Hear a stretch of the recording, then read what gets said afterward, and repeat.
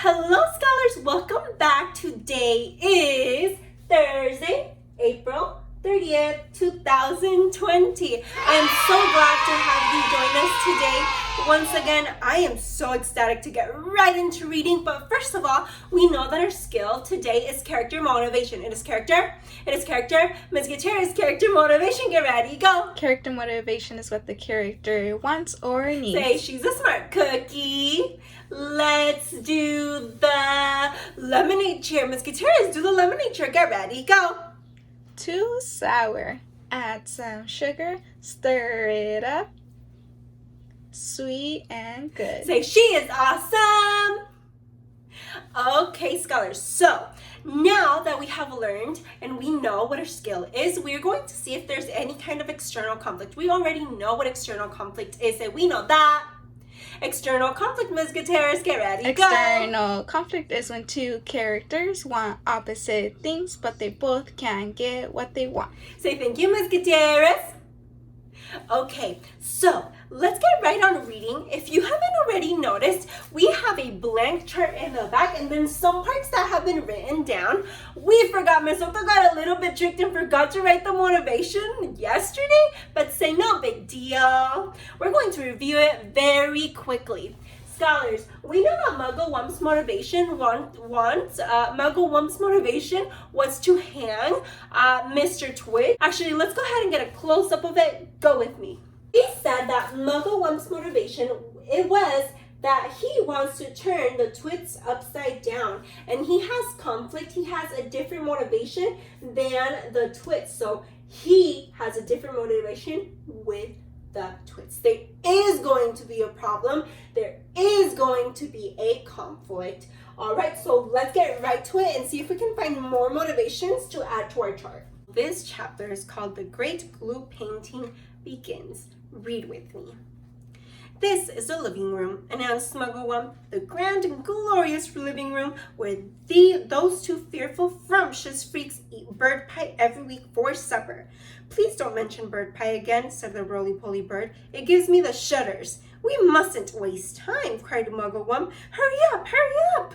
Now the first thing is this. I want everyone to paint sticky glue all over the ceiling. Cover it all. Smear it in every corner. Over the ceiling? They cried. Why the ceilings? Never mind why, shouted Muggle Wump. Just do as you're told and don't argue. But how do we get up there? They asked. We can't reach. Monkeys can reach anywhere, shouted Muggle Wump. He was in a frenzy of excitement now, waving his paintbrush and his bucket and leaping about all over the room. Come on, jump on the table, stand on the chairs, hop on each other's shoulders, Roly-Poly can do it flying. Don't stand there gaping. We have to hurry. Don't you understand that? Those terrible Twits will be back any moment at this time. They'll have guns. Get on with it. For heaven's sake, get on with it. Well, look at his face expression. How would you describe his face expression, scholars? What do you think he's feeling or maybe even thinking or say? Well, we know what he's saying. Let's keep reading. And so the great glue painting of the ceiling began. All the other birds who had been sitting on the roof flew in to help, carrying paintbrushes in their claws and beaks. There were buzzards, wild ducks, woodpecks, magpies, rooks, ravens, and more. Everyone was splashing away like mad, and with so many helpers, the job was soon finished. Whoa, scholars, look at this picture right here, scholars. I would describe this picture or this whole event as an organized chaos. How would you describe this picture? Scholars, I have a question for you. Why do so many birds come to help, and what is their motivation? Why do so many birds come to help, and what is their motivation? I want you to point to your brains, but first, before you give me an answer, we need to find our evidence first. So let's go ahead and look for your evidence. Point to it. Scholars, if you need more time, please feel free to pause this video, and you can use all the time that you need to find your evidence. All right, so now we have to write it in our chart. What is their motivation, scholars? Tell me what to write. Go. Yes, I do agree. I also think, scholars, that the birds want to get back at the Twits for making bird pie. So I'm going to write that down.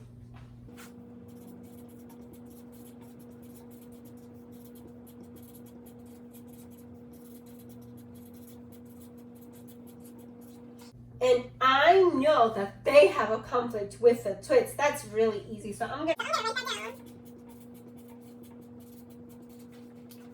Scholars, I'm going to summarize my evidence because in my brain I sustained and I got all of my evidence that I used and I got from the rest of the chapters that we read before. I know that maybe all the birds came to help because maybe the birds had friends that the Twits ate as in a bird pie, because I know that they would eat any kinds of birds. If we go back to the chapter, I don't know exactly what page it was, but I know that it says that they would get any kinds of birds, any types of birds to put in their bird pie. They would eat everything. So that is the evidence that helps me with my answer. I wonder if yours was the same as mine. So let's keep reading. This chapter is called "The Carpet Goes on the Ceiling."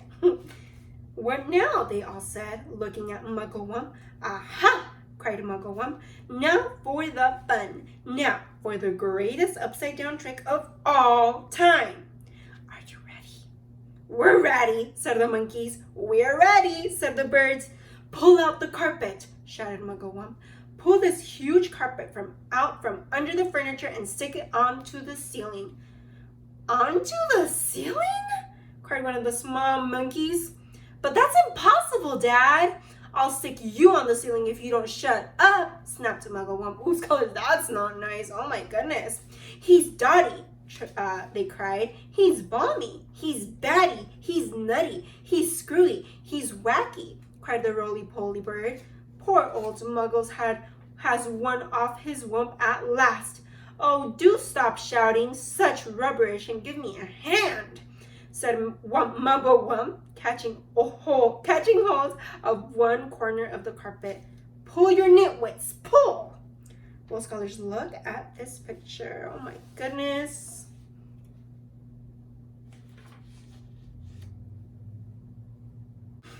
Let's keep going.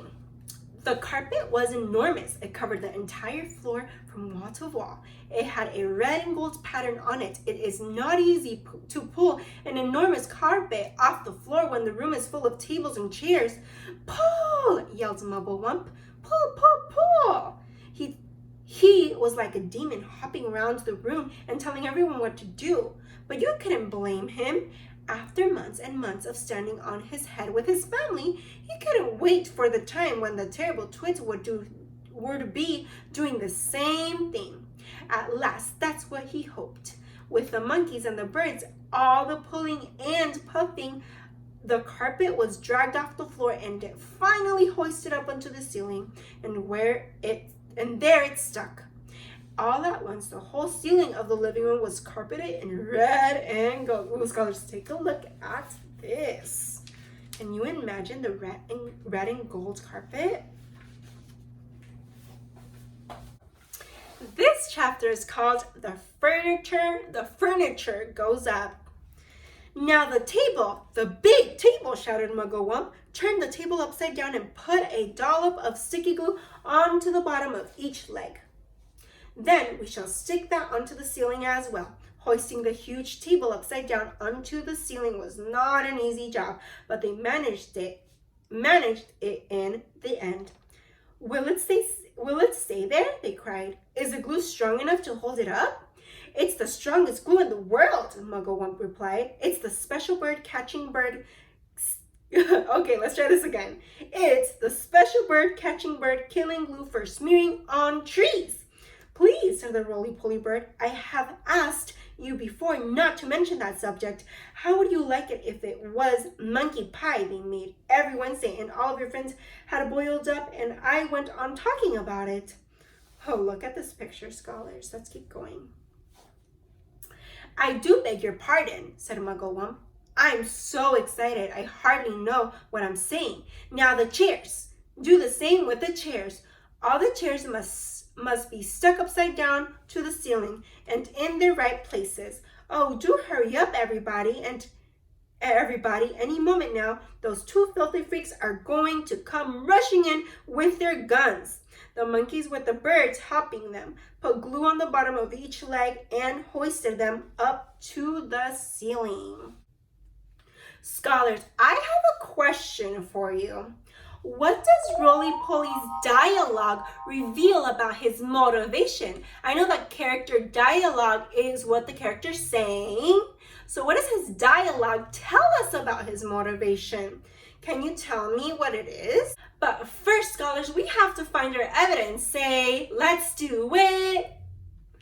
Okay, so when I say go, you are going to find the dialogue. Anything in this page that has 2 quotation marks, that is called dialogue. That is when the character is speaking. So when I say go, you're gonna find the dialogue in this page that reveals his motivation. Get ready, go. Scholars, do not forget that you can pause the video if you need more time. Okay, let's match your evidence with my evidence. This is my evidence. I said that Roly-Poly's dialogue said, please, said the roly-poly bird, I have asked you before not to mention that subject. How would you like it if it was monkey pie they made every Wednesday and all of your friends had been boiled up and I went on talking about it? Scholars, I can tell that this is really great evidence that helps me figure out his motivation. I know that Roly-Poly wants to get revenge. That means trying to get back. Wants to get revenge on the Twits for eating his friends and turning them all into bird pie. And he's really hurt about it. So I think that he was trying to have Mugglewump emphasize with him. So I want to make sure that I write this down in my chart because this is a really important part of my chart. Character motivation is important, so we have to go ahead and write it down. Come with me. Okay, before I begin reading, scholars, I want to see what you wrote. What would you write? What would you write for Roly-Poly, motivation? And who is the conflict between? Well, first of all, we know that the conflict is with the Twits, so I'm going to write that down. Okay, so can you tell me what his motivation is? Go. Yes, ding, ding, ding, I got it. All right, yes, so I'm gonna write that down. Wants to get revenge on the Twits for eating his friends.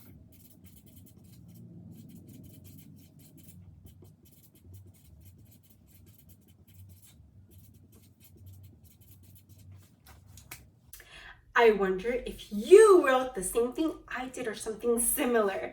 But love that we were able to answer that question together. Let's keep reading.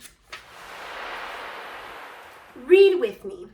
Now, the smaller tables, shouted Mugglewump, and the big sofa, and the sideboard, and the lamps, and all the tiny little things, the ashtrays, the ornaments, and the beastly plastic gnome on the sideboard.